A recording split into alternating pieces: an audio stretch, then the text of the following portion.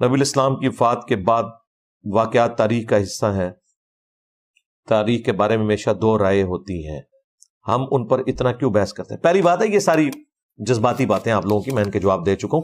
قرآن خود تاریخ کی کتاب ہے، کیوں بحث کی ہوئی ہے؟ حضرت یوسف علیہ السلام کی پوری تاریخ بتائی ہے، کس طرح ان کے بھائیوں نے ان کے ساتھ ظلم کیا. آپ سے پوچھ کے قرآن نازل ہوتا تو آپ اللہ کو مشورہ دیتے کہ یہ تو اس میں تو صحابہ کی توہین ہوئی ہوئی ہے، حضرت یوسف کے بھائی تو صحابہ ہیں، حضرت یعقوب کے. چھوڑیں، یہ آپ کی کہانی ہے، تاریخ نہیں ہے میرے بھائی، وہ دین ہے.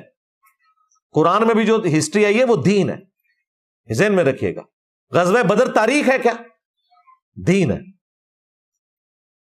تو نبی الاسلام کے بعد جو کچھ ہوا وہ نبی الاسلام نے بیان کیا ہوا ہے. جب کوئی بات نبی الاسلام بیان کر دیں گے وہ پھر تاریخ نہیں ہے، دین ہے.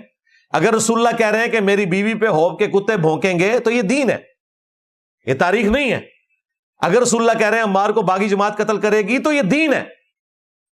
اگر آپ رسول اللہ کو کہہ رہے ہیں کہ آپ کی فضول گفتگو کر رہے ہیں تو آپ اپنے ایمان کی فکر کریں.